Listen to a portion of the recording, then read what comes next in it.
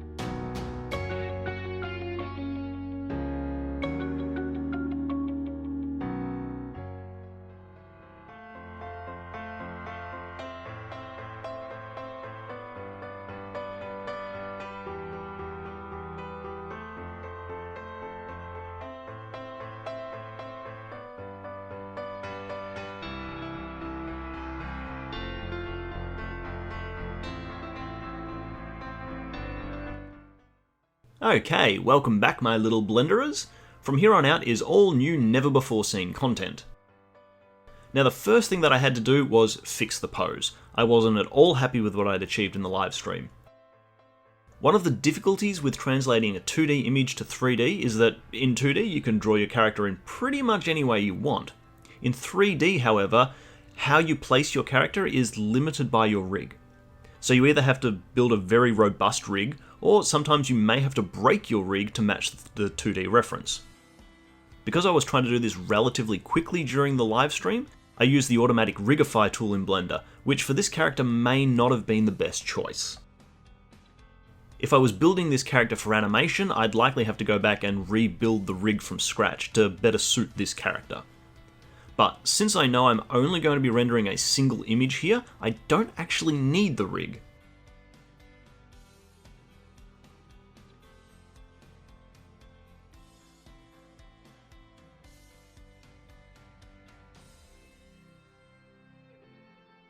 So to start with, I spent a little bit of time reworking the pose with the rig, but eventually I'll go in and apply the armature modifier, which then bakes all of that pose into the mesh. I can then use my sculpting and edit mode tools to pose the knight exactly how I want without the restrictions that my rig's giving me.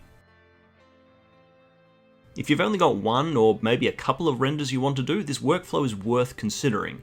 You can use the rig to more quickly get the initial pose of your character, and then remove or apply the rig, and use your other modeling tools to finalize the pose. Depending on what you need, this might be faster than trying to build a really advanced rig that can do everything.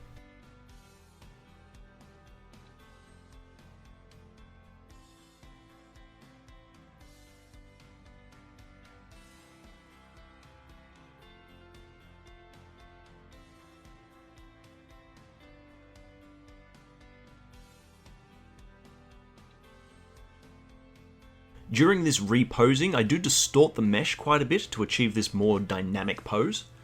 The new Relax brush in the sculpting tools is amazing at fixing this. It smooths out your topology without smoothing out the actual shape of your mesh, so it keeps your model's volume while allowing you to push and pull your wireframe around. It's really amazing, and it's one of those tools that I didn't realize I needed until it was given to me, and now I'm using it on pretty much every single project.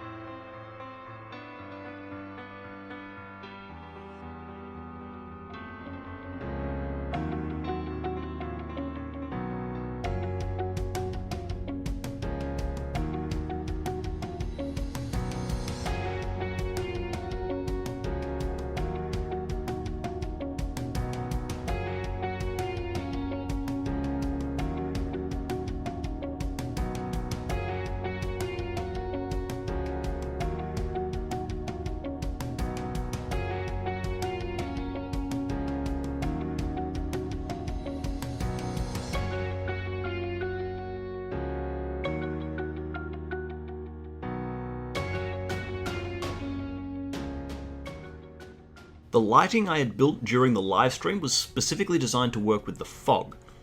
This time I planned on recreating all of those background effects in Photoshop, so once I'd removed the 3D fog, the lighting was no longer working for me.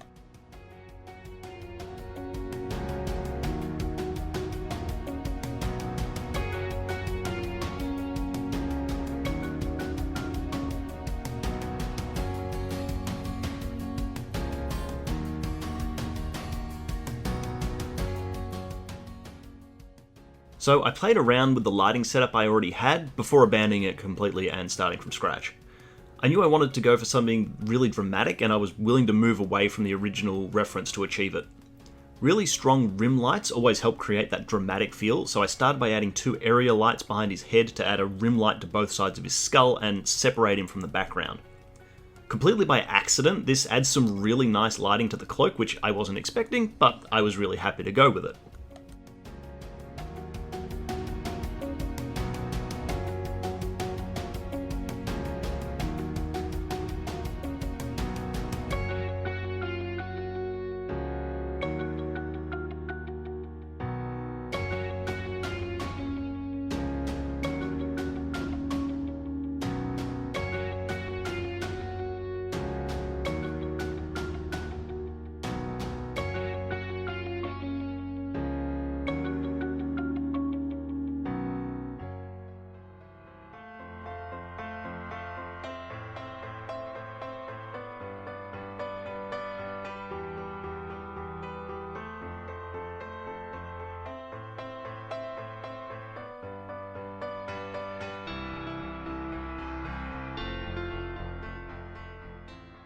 Once I have my lighting roughly set up, I always like to come back and fiddle with one light at a time to make sure that they're all still doing something useful. It also lets me adjust sizing and fall off without the other lights affecting my judgment.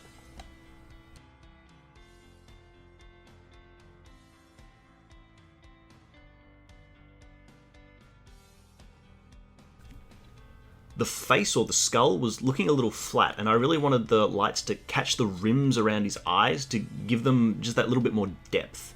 So I adjust the shape of the inner eye socket to try and achieve this.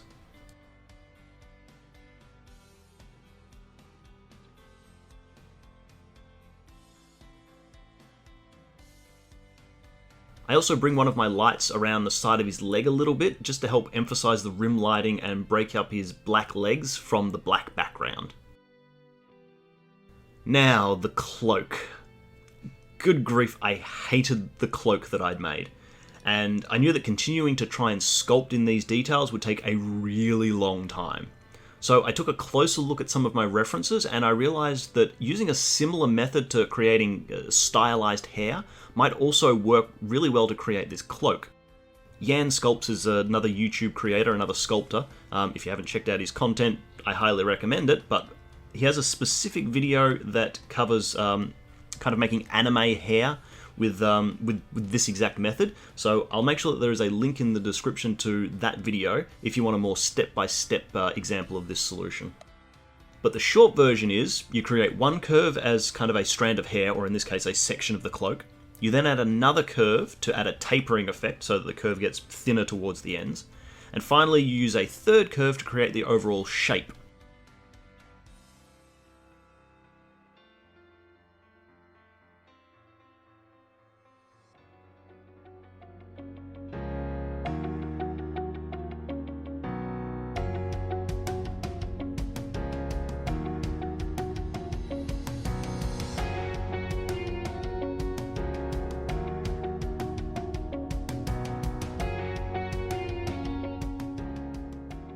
It does take a little bit of time to set up this first strand, but after that you can just duplicate that original curve and tweak its vertices to make new shapes.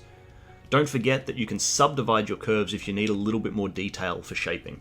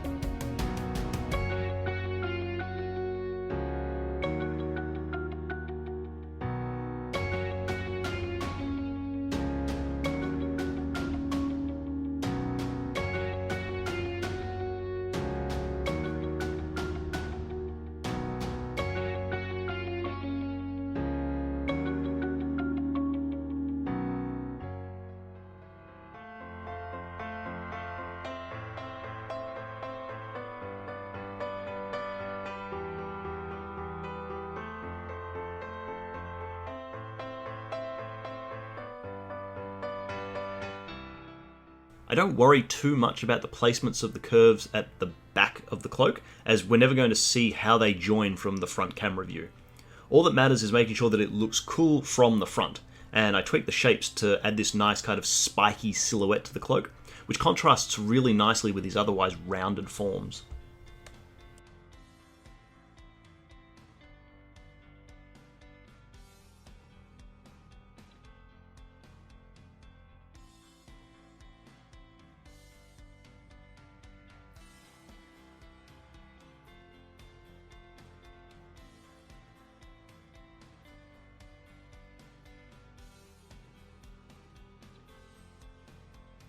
I do one final check over with the lighting.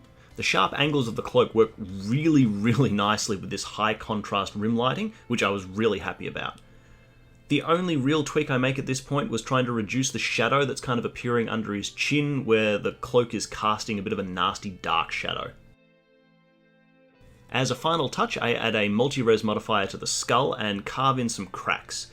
Now, if you've ever played the Hollow Knight game, you may have noticed that when the character dies, and believe me, Hollow Knight's hard, you will die a lot, his skull cracks as it falls off. I really loved this tiny little detail in the game, and I wanted to include it in the final piece.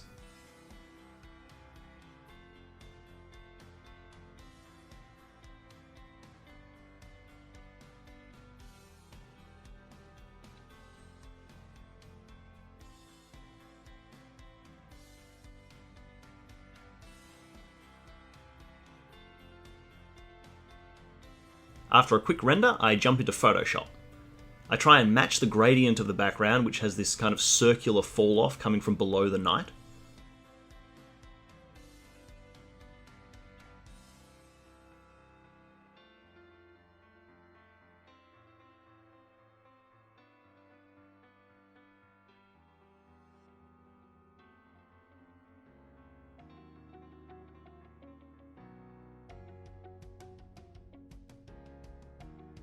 Next I try and add the beams of lighting using a brush, but it comes out looking far too chunky. So instead I use one of the built-in Photoshop tools to create these kind of fibrous lines. I scale and rotate that into place before adding a blur effect to soften the fibers and make it look more like beams of light. I then add a circular gradient mask to the beams to isolate them so that they're just around the knight.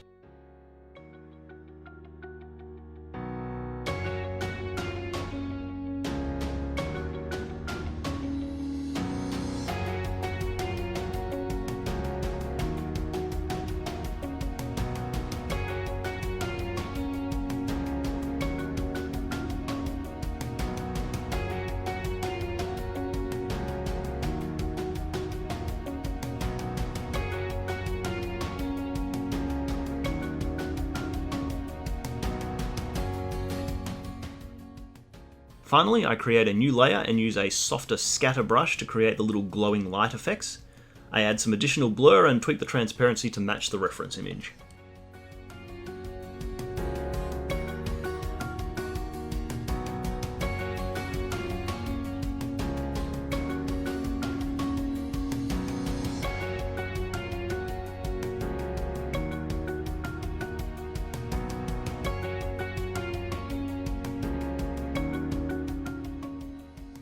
To better integrate the 3D knight into this 2D background, I tweak the colours ever so slightly, which gives him a bit of a blue hue, as if the light from the background is spilling onto him.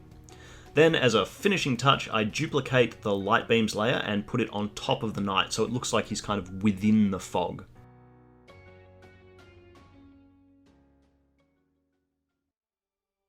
And that's a wrap, people! A special thanks to everybody who rocked up to the live stream, and I hope you've enjoyed getting a peek into my workflow. Until next time.